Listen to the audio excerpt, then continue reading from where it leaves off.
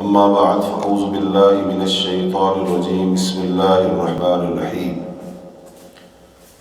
سورۃ الفاتحہ کی تفسیر سے لفظ رب، اس کی تفسیر بیان کی جا رہی ہے۔ کل کے درس میں ہم نے شرک اور اس کی اقسام ان کو بیان کیا تھا۔ آج ہم جس بات کو بیان کرنا چاہتے ہیں شرک کے ضمن میں وہ یہ ہے کہ جو مشرکین مکہ تھے ان کا جو اللہ کے بارے میں عقیدہ اور نظریہ تھا وہ یہ نہیں تھا کہ وہ اللہ کو نہیں مانتے تھے، وہ اللہ تعالیٰ کو مانتے تھے، اللہ کو پکارتے تھے۔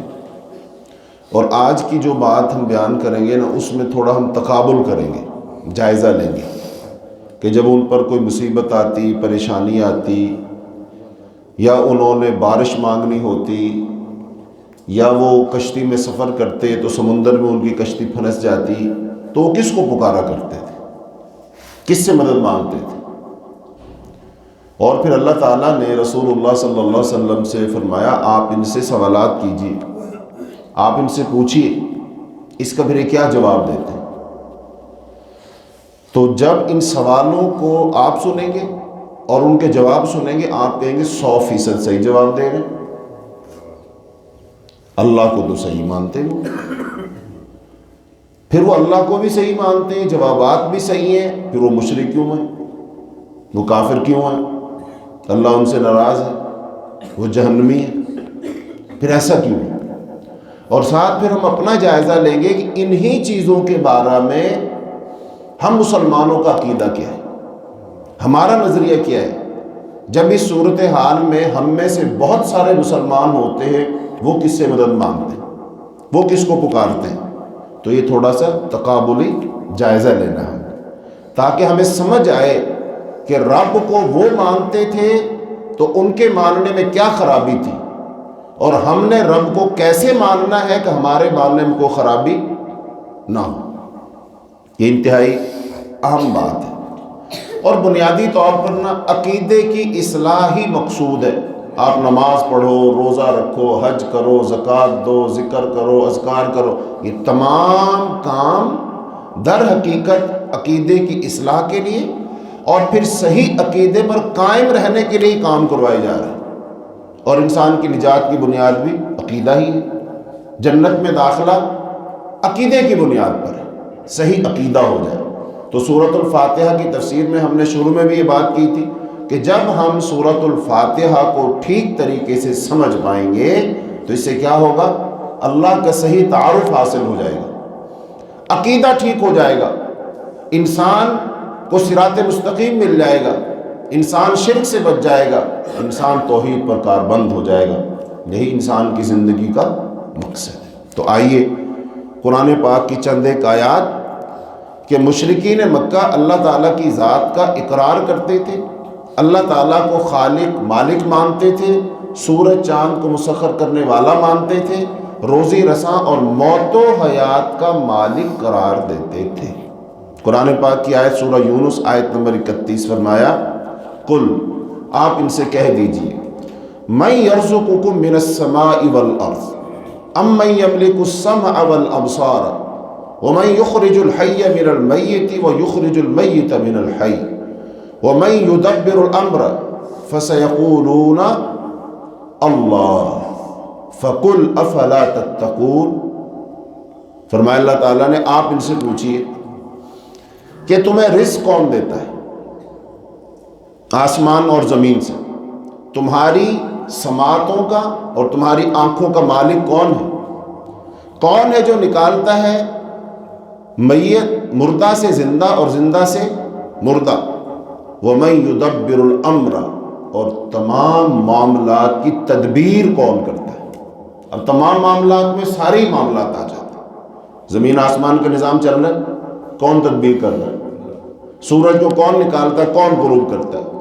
اس زمین پر ہم دیکھتے ہیں کبھی جاڑے کا موسم ہے، کبھی گرمی کا ہے، کبھی بہار ہے تو کبھی خزاں ہے، کون تدبیر کرتا ہے؟ ہم دیکھتے ہیں یہاں پر کبھی گرم ہوائیں چلتی ہیں، کبھی ٹھنڈی ہوائیں چلتی ہیں، ان کی تدبیر کون کرتا ہے؟ زمین سے کب کون سی فصل اگے گی، کس موسم میں کون سی سبزیاں، کون سے پھل ہیں، درختوں پر پھول کب کھلیں گے، پھل کب بنیں گے، چڑیا نے انڈا کب دینا ہے، انسان کی ماں کے پیٹ میں جو بچہ پرورش پاتا ہے وہ کیسے پرورش پائے گا، انڈے کے اندر بچہ کیسے بنے گا، یہ تمام معاملات ان کی تدبیر کون کرتا ہے؟ یہ بغیر تدبیر کے تو کام نہیں چل رہے۔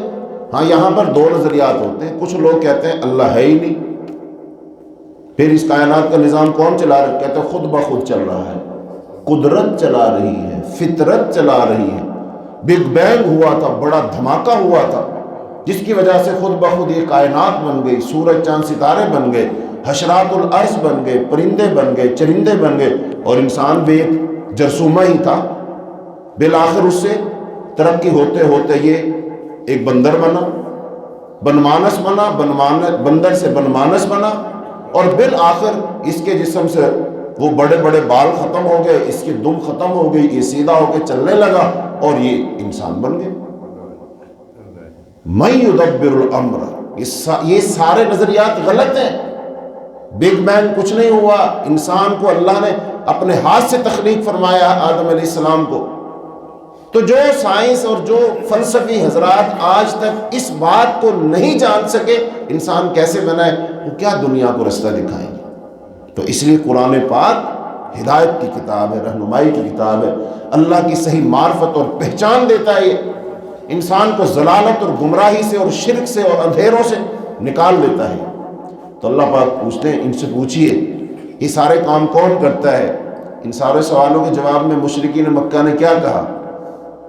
ہمارے ذہن میں آتا وہ کہیں گے ہمارے بت کرتے ہیں، لات کرتا ہے، منات کرتا ہے، حبل کرتا ہے، بت کرتے ہوں گے، یہ ان کے جواب ہوں گے؟ نہیں میرے عزیزوں، ان کا جواب یہ نہیں تھا کہ بت کرتے ہیں۔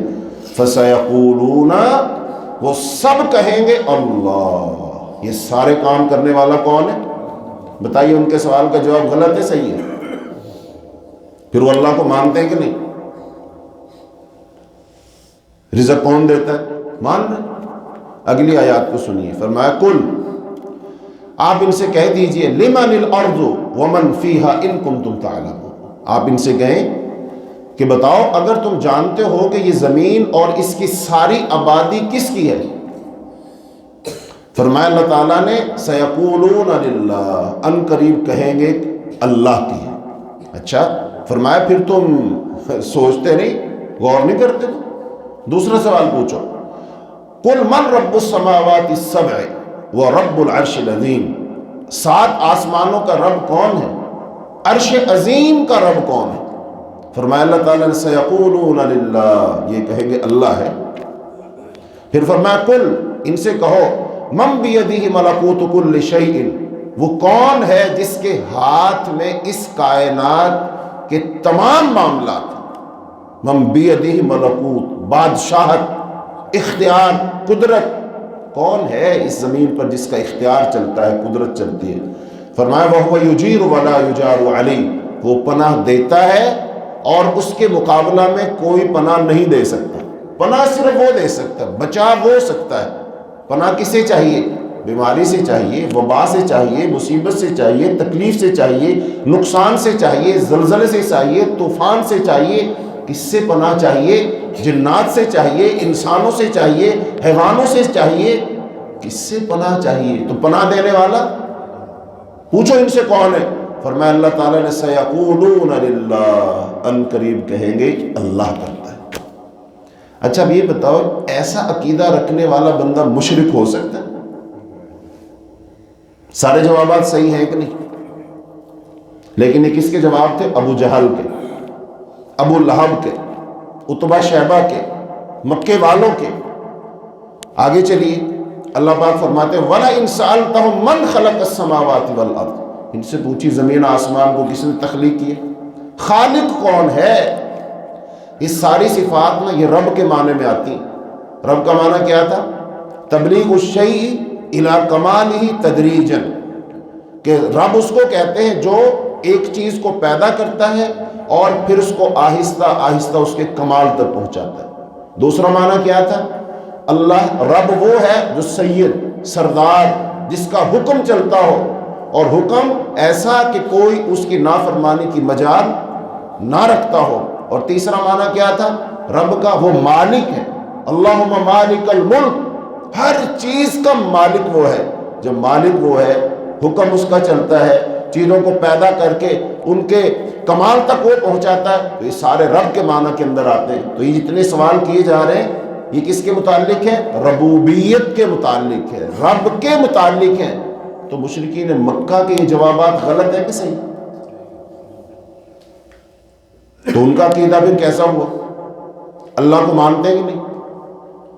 اچھا پھر بتاؤ، وہ غلط تھے کہ صحیح تھے؟ وہ کامیاب تھے کہ ناکام تھے؟ وہ ہدایت پر تھے گمراہی پر تھے؟ وہ توحید پر تھے کہ شرک پر تھے؟ ان کا نالج دیکھو، وہ گمراہ تھے، جہالت پر تھے،